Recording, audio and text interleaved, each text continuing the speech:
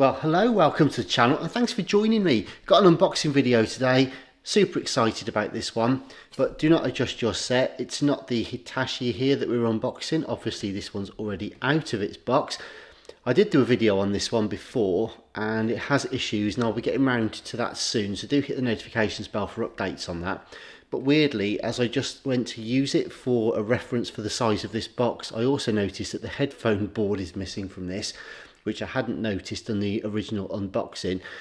So there's a few issues with this Hitachi one with regard to the switching and various parts missing on the top that need replacing, and I've just noticed the headphone board has been taken out as well.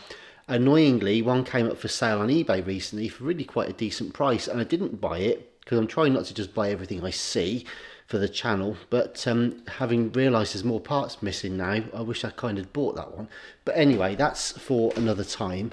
But like I say, I just got that one there as an idea of the size, because this one's just arrived and it's 2 feet deep by 2.5 feet wide. Would you believe? It's massive.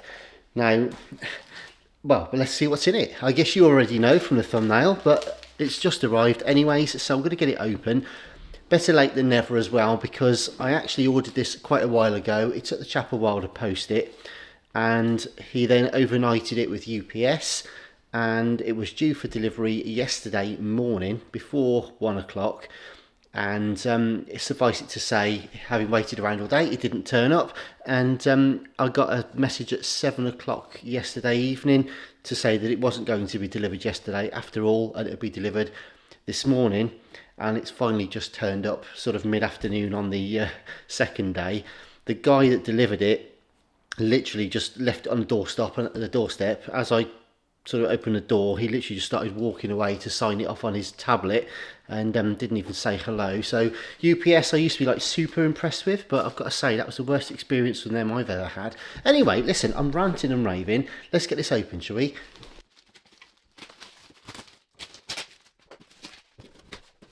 Not a great deal of tape either for the size and weight of the item. Oh, and the other thing as well is that you may have noticed that there wasn't a sticker, a delivery label on the box. I normally kind of just tape out the address. I don't know why, but I do sometimes. But this label was on there and I literally went to remove it and it fell off in my hands. So I was probably only about an hour away from not receiving it at all, because I wouldn't have known where to deliver it. But anyway, I digress. Righty-ho then, here we go. We've got a Santa's beard that we can use for fancy dress for next Christmas. That's nice. And what else do we have? Well, I was going to say some protection in there, but I could probably get my daughter down that gap, I think. It probably would have floated around quite a lot during transit. It's all loose. But anyway, here we go.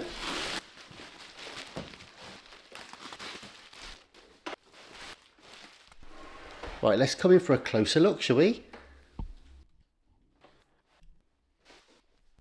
So here we have the JVC RC838. Absolutely iconic bit of kit, really. And I think these are fabulous, gorgeous machines. In fact, very possibly my favourite ever. They're just so rugged. I love the spider eyes on the front for the modes. I love the massive VU meters on the front just there. I just think these are fabulous, and this particular one, I've got to say, in superb condition. Still got the little made in Japan sticker on the corner up there. I mean, wow, really nice, I've got to say, so far anyway. Let's have a look. So your master power switch, voltage selector, and you've got your DC adapter in the side there, or your mains power on there.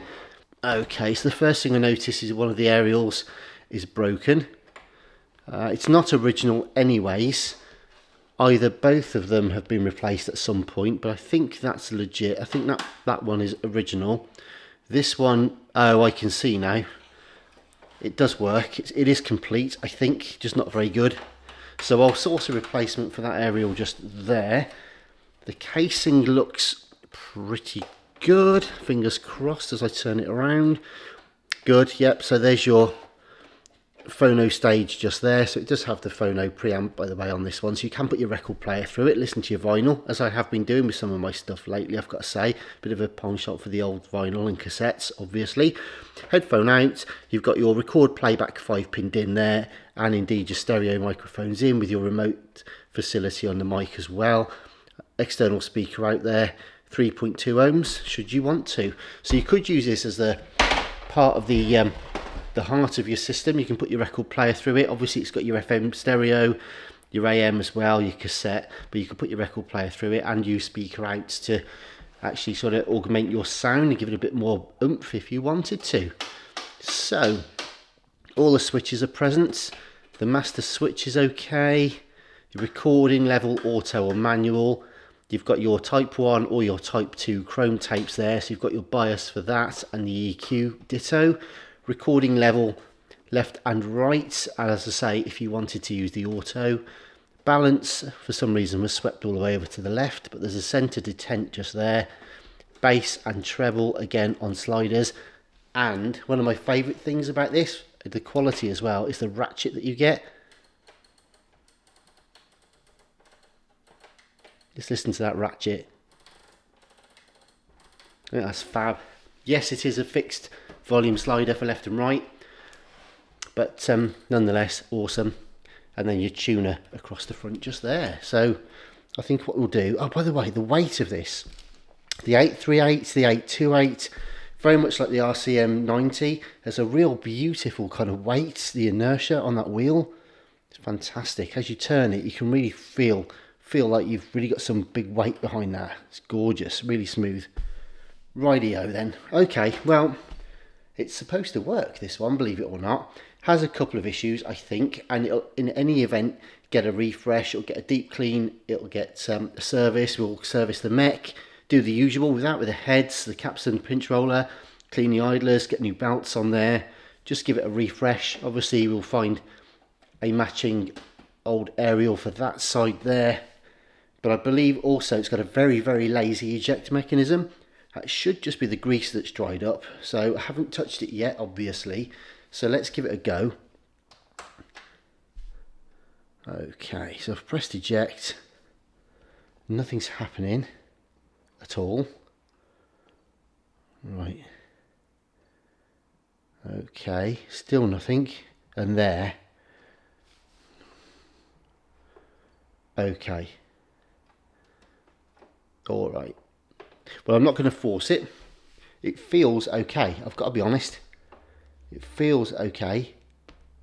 That's probably just hard old grease on that. I've got another one at the moment that's actually got a broken mount for the screw on the back of this, and that means that the whole door is wonky and won't go back right. And I have tried resining it in, but I'm going to have to actually build it up with some new plastic, I think, on the other side, but that's another story.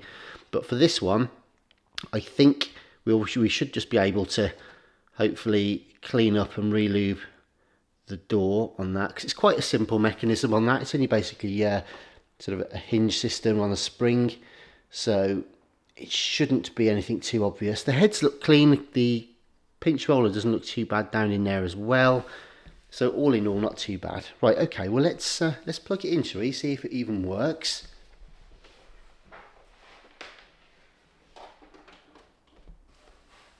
Right, volume to 0.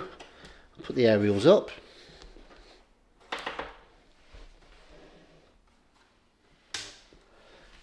Right, got a satisfying hum there as it came to life. So we're on FM and the mode is on radio. So let's go. Nice. Jeff Griffin, all about it. Monday's evening show right here on Heart. Because The Traitors is interesting, even if you haven't been. Beautiful. Yeah.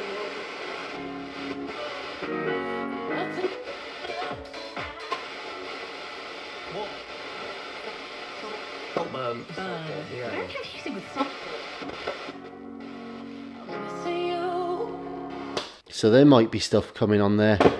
We'll have to have a look at that. Clean the switches. Hopefully there's not a muting issue with the circuit. I think Well, I'll play with that anyway. Bit late. Ah, there we go. There's long wave. Content that we see in the sent in. And I expect medium wave will be the same, so that it is working okay. And back to FM. Boom, come friends, my... There we go. And I know these aren't, as I say, the most highly regarded in terms of sound by the connoisseur, but I actually think they're fabulous. I think they've got some really beautiful, rich, tight bass on these, personally. We'll try a tape as well. See if this works. Oh. Ah, okay. Ah, so it's actually stuck in. It's actually stuck. No, it's not. There we go. Right, play. Fingers crossed, everyone. Fingers crossed. I'll tell you what, let me put these aerials down a minute before we break them. And I'll tilt it back so you can see what's happening. Play. And volume. You drive me up the wall. Tape. Turns around to hear the sound. These boys are playing on the ground. Happy that it makes a change. Okay, fast forward works. Rewind works.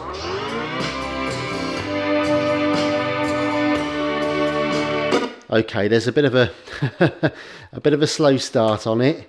Let's just see if we can open that again very gently. There's a bit of a slow start up when you play it. It probably all needs a bit of a lube, a bit of a clean. New belts anyways. Come on. There we go. Gently does it. That's it. And play.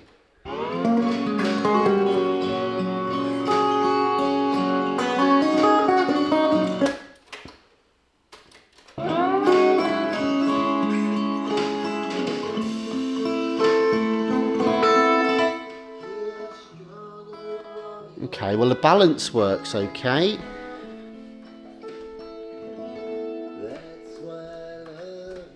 And the bass and treble work okay. Beautiful. So actually, I think apart from a mech service and a bit of a clean, I think we should be okay, to be honest with you. It seems to be quite nice there. Everything's working at least. We know there's nothing broken inside and the clutches are working and stuff like that.